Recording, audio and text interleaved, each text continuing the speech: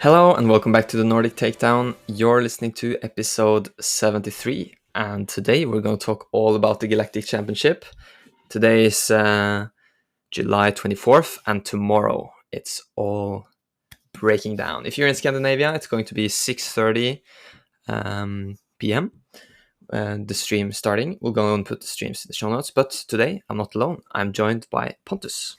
Hey, always nice to be here talking about Star Wars. Yeah. Today it's going to be, as I said, the Galactic Championship special. So we're going to keep it short, keep it brief, straight to the point, and kind of focus on what you need to know as a viewer. Because we have a few Scandinavian players going, but they're probably more occupied by actually playing than listening to us right now. Could be. All right. Pontus, what have you been up to lately with Star Wars Unlimited? I mean, it's basically the same as I talked about in the video last time we talked. So, like playing a little bit on Fridays mostly, and focusing on my Qui-Gon deck mostly. So it's been fun. Yeah, it's really fun when there's a new set, brewing up decks. Yeah, I've been a bit on and off. I've been staying around Oslo, so been able to go to locals. That's been fun. I've been practicing or playing a little bit with Premier decks to practice or give some practice to Jesper and Alan who are going. I haven't talked to Costa, so I don't know if he actually ended up going or not. I don't think so. But at least those two will represent Norway in Vegas tomorrow. So that's going to be cool. And just sorting the collection. Yeah, of course. Yeah, I forgot about that. A lot of new cards. It's just a mess. Yeah, I almost got my stuff sorted now, so that's nice. Yeah. All right. So, what is the Galactic Championship? If you haven't heard yet, it's kind of our first World Championship level event. It's in Las Vegas, a 3-day event going from the 25th, Friday, to Sunday 27th. And Pontus, how does this thing work? We have main events, but we also have a lot of side events. Yeah. So day one is 2,048 players, which is insane. Yeah, that's so cool. And they're going to be playing 8 rounds of Swiss, and anyone with 18 or more match points after those 8 rounds will go on to day 2. Okay. But of course, we also have players going to day 2 already. Yeah. So for people not knowing, in this tournament, you get 3 points per win and 1 per draw. So 18 points means if you win 6 of those 8 rounds, you're guaranteed in. But you could also win 5 and have 3 draws. But as you said, some people have a ticket already to day 2, so-called day 1 buy. And that's the PQ winners. And there's a lot of them. There's not only PQ winners. There's anyone that got top 8s on RQ or SQ, I think. Yeah. Something like that, right? I don't know how many there are, but there's probably a bunch. Yeah, I mean, it looks like it's 200. There's already 278 players that are enrolled on day 2. So I'd assume somewhere around that, but that's just a guess. Yeah. So we have 2,048 players playing day 1. Yeah. And among those, a pretty small amount will advance on to day 2. Mm-hmm. Pontus and I tried to think a little bit how many there will be, but we haven't done the math, so probably between 50 and 100. Yeah. Something like that. Something like that. Maybe more, but it's not much more if it's more. But yeah. Somewhere around that. Will advance to day 2, and then on day 2 they will again play 8 rounds of Swiss. And the best players, with 18 or more points, will advance on to day 3. On day 3, the main event will first have 3 Swiss rounds and then cut to top 8. Yeah. So that's like that. It's gonna be crazy for anyone that's going day 1, day 2, and day 3. Yeah, like I 3 days really of hope we'll see that. Yeah, I mean, there's probably gonna be someone. That's gonna be like the underdog you're cheering for. Right. Yeah. That would be cool. And top 8 is single elimination playoff. So probably familiar with that.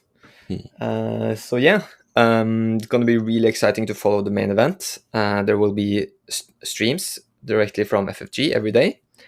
But of course, among those 2,048 players on day 1, most of them will not advance to day 2. Yeah. So there will be side events. Yeah. Most focus would probably be on the side events for most people. Yeah. Like if once you've lost 4 games, maybe a lot of people probably just drop then because they know they can't get to day 2. Yeah. So I think there's the Galactic Open, they call it. 3 games. Sorry. Yeah. Which is like a bigger side events on day 1 and day 2. Yeah, I think that's where you can just play against anyone, basically, if I remember correctly, and get points. Get what's it called, tickets. Yeah. And then there's there's a couple of bigger side tournaments as well. I remember. Yeah, I think that's the Galactic Open. Oh, is that the Galactic Open? I think they are tournaments. Oh, okay. Kind of same structure, and you could get a lot of tickets from those. And that's also something a lot of players are interested in. All of the exclusive pricing you can get. Yeah. So we're going to link the Asmodee page where you can look at the pricing yourself. And there's a lot of cool exclusive art cards. I don't know how these packs work because they have like this silver pack and black pack or something. Yeah, black pack is, I believe it was that anyone that gets to day 2 gets one black pack per game or something, per match. I don't remember. But it's only for those that get to a certain level, I believe. And then that's the silver packs actually. Sorry, I don't remember the details. Yeah. But there's a lot of cool exclusive arts you can get for cards, and they have playmats, sleeves, boxes, everything you would expect. So that's going to be really cool. If you know anyone going, maybe you can get the contact, buy some if you would like. But I don't know. I hope these don't become like super. That probably will be expensive, but yeah, of course. I mean, that's the point of this. Like, if you get there and you get some of these cool prices, of course, you want them to be worth something. Yeah. So I actually hope they do become worth stuff. So to speak. Yeah. That's right. Yes, but enough about the pricing, I think. So from our side, we'll be looking at the stream, and maybe we can talk a little bit about our expectations for what we will see. Yeah, I think like everyone else, basically, it's going to be a lot of Han2. Yeah. There's been a lot of hype, and a lot of people are talking a lot about Han2. So I think a lot of people will just join the hype train and play Han2. Yeah. It's a typical thing where there's starting to become a consensus that something is good, and then more people will hop on it, and especially good players will prove that it works. Yeah. And it becomes like a self-fulfilling prophecy almost. But there always will be good players doing their own thing as well. So you will definitely see other things than Han2 that I'm sure of. Yeah, absolutely. Because it's not like it's something extremely broken like we had with Boba. Because I think a lot of the pieces that make Han2 good also are playable in other decks, like Force Throw. Yeah. And like Han2 was good before, but it wasn't like there's no. I don't know. I haven't played the new Han2 enough, so maybe I'm wrong here, of course. But the way it looks to me is that it's basically the same Han2, it's just with more tools. So honestly, for me, one of the highlights among the additions to the Han2 Blue deck is the 4 costs, like the Itinerant Warrior that you can play as a 4/2 shielded. That heals for 3. Kiadimundi, which just draws you tons of cards, or Chirrut, which can completely block aggro deck. Those are just really great additions, and you still have all of the other great tools. Yeah, for Yeah, instance, true, Mace true. Windu, also a new card that can deal 4 to space if that's an issue. Yeah, but They all of still have these Luke are and Creed. available to other Force decks. That's my Yeah, like, and yeah, and like they're how do I put it? Like all of these, for example, you probably don't want to put your roots out on 3 resources with Han no, 2, for example. So like, yeah. yeah, But I'm not saying he won't be good. I think he will be really. I mean, I know he's a really good deck. That deck is fantastic. I'm just not sure it'll be as dominating as a lot of yeah. people are thinking. That's what I'm I not sure. think Anakin has a lot of potential as well, especially if you consider luck with Mm. the initiative flip also. Mm. Anakin benefits a lot from starting with the initiative, Yeah. because then you can take out basically any turn 1 play your opponent plays if you match the arena, unless they play Gunji and you have a 2 power unit. Yeah, but that's only one card. Yeah, So, yeah, and only if they're playing green and heroism. yeah. So So yeah, I think it's gonna hopefully be some variety, and I really hope that people will use this stage to kind of show off their deck building skill and innovation. I That's think always we very will cool see to that. see. I think we will see a lot of Hunt too, but I think we'll also see some of the like usual suspects. I think we'll see Queen of Voss and Cad Bane, for example, will Yeah, be great into this meta probably because you can deal with the early force units and stop them from generating the force. yeah, And I think the new Vader unit will be good, making like it'll make the usual control decks even better, but they might be going back to ECL then. So like yeah, Kira with ECL, we saw that before. She might be yeah, coming back in who knows? Like I think we'll see a bunch of different things. yeah. There's even And some aggro. players going Gar Saxon ECL, Oh yeah, yeah, true. That's also a possibility. kind of And Thrawn, more liturgy focus.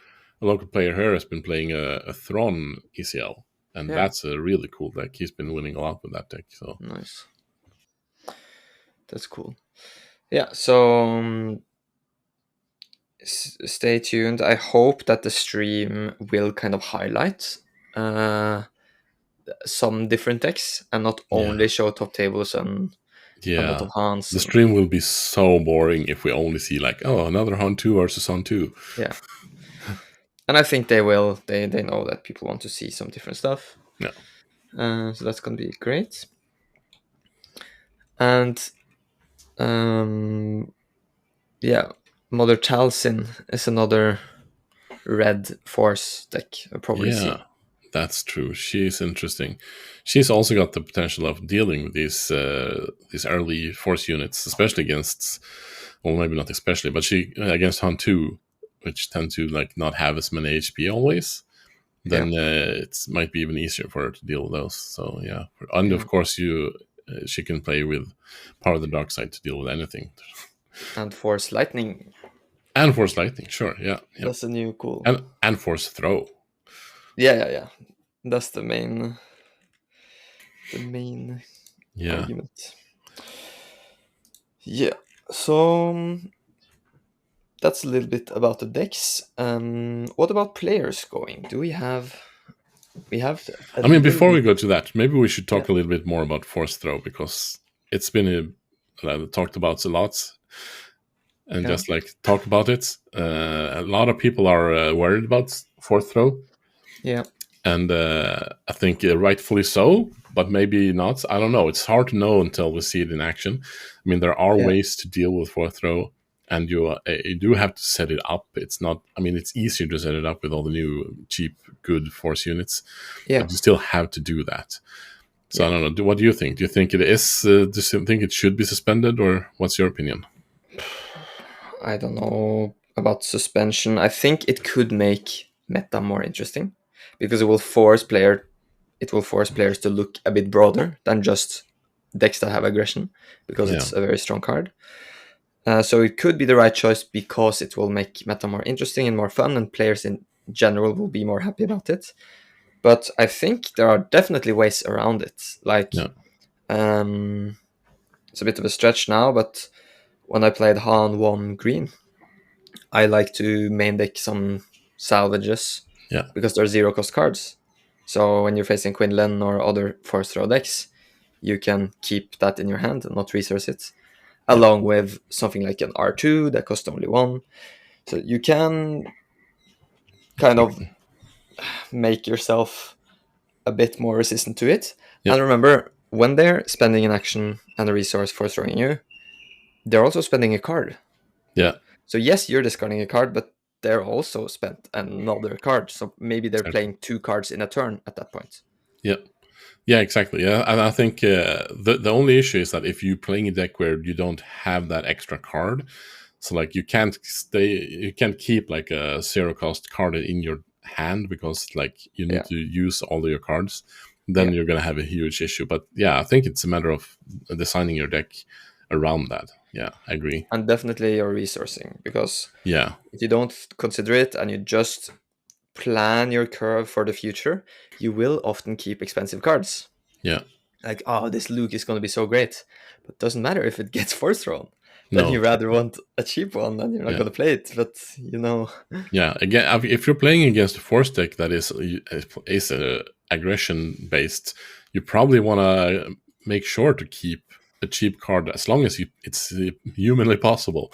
Like just keep it in hand to have it as a card for that inevitable force throw that will be coming sometime, if you can at all do it. Yeah. Yeah. Maybe you mentioned the other boogeyman, the new Vader. I think it seems like it's died down. It was super hyped at the start of the set. I think it's a good card, but it does almost require ambush to be really good. It's still pretty good card without ambush. But if you don't have ambush, it's you can't really know that you'll get used for his on-attack ability. Yeah, that's right. I'm trying to get a overview over who's going. But we can just shoot from the hip for the people we know at least. Yeah. That's pretty cool to kind of have some people to cheer for when you're watching the stream. Look out for and look on Melee and follow the standings. Yeah, we will put the Melee links also in the description. Yeah, I remember people listing somewhere. I don't remember where it was. Yeah. Yeah. Anyway, so who do you know that's going? From the podcast, we have Adam and Victor. Yeah. And we have Jacob, Rakeup on Discord also going. Right. And then Niklas. Okay. I think is going. I don't know if Kevin is going too. Maybe, since they play together. Yeah, I don't remember hearing about him going, actually. I'm not sure he's going. And then from Sweden, now from Denmark, we have the Nordic Knights. Is that what they're called now? Right. Yeah. Yeah, I remember. Steven, Mira. Okay, so I found some list. Yeah, Kevin is going, apparently. And Tosse, I'm not sure who that is. Oh, nice. Yeah, I met him. That's the people from Sweden. People are listed here in the Swedish Stars Unlimited Discord. And the people you already mentioned, of course. And we have the Nordic Fleet guy, Mike, is going. Yeah. I think. I don't know if there will be any other Finns. Yeah, I think he said that there was someone else coming. I think I saw. I don't remember where he wrote it though. Yeah. And then from Norway, as I mentioned, we have Jesper and Alan. Right. Cool. Yeah, a bunch of people are going. We have to make a proper list, though. We should have prepared that. Do you have an updated list now? No, do not.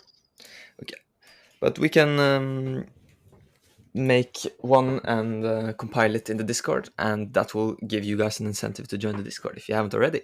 Yeah. We should also make maybe a separate text channel or a thread for people watching and cheering on. That's a good idea. And for the people in Vegas writing updates and stuff like that. That's really fun. Yep, I agree. All right, so maybe let's then end on a little bit what we're excited for. And also, if you haven't seen, there's an article on the Bofnan Network webpage where we have a lot of content creators, us included, that come up with some predictions. Like some 90% chance this will happen, 50% chance that will happen, and then 10% for something a bit more odd or rare. So we have Victor, Jacob, and Adam giving some predictions there, among many other players. So check that out. But Pontus, do you have any takes or expectations? I mean, I don't know. I haven't really considered a lot. I think we will see a lot of different decks. There's a lot of people saying like there's going to be a huge amount of Hantu, and I think that's definitely going to be true. But I think we will still see a very wide meta, and I think we'll see a lot of decks being successful, not only Hantu. Especially because it's so early in the set 5 meta, so people want to be trying out new stuff because they don't know what works. I guess my point is that I don't think that they're only trying out. I think they've tried out things and been successful, and I think we'll see a lot of good decks that are going to be different from everything else. Yeah. I think, or I hope and think, that we will see at least one Scandinavian player on day 3. We did realize that the records are not reset going from day 2 to day 3. So that means it's not enough to just win 6 rounds to get your 18 points to advance to day 3. You probably should try to get even more to increase your odds even more that you will end up in the final top 8. Yeah. So that top 8 will kind of be decided from 11 rounds of Swiss. Almost. I mean, it's the same as in the SQs and RQs, basically. Yeah. But I think it's going to be great. Definitely check out the article, the Bottom Network, and we will put the links to the streams, the melee events, and to the webpage with the pricing, so you can have a look. I just saw like the hottest take here. Jacob, his 10% is that someone from the Nordic takedown takes down worlds. 10%? Yeah. Okay. Yeah. Let's see. If you want to see some funny hot takes, definitely go in and read Victor's. Yeah. He's hilarious. Okay. But a bit of a shorter one today. Kind of a summer vibe, both lots of stuff going on. But looking forward to next week's episode, talking about the results. That's going to be so exciting. Yeah. And of course, watching the streams. Yep. Exciting times. Yeah. Thanks for joining, Pontus. Yeah, thanks for having me. And may the force be with you. Bye.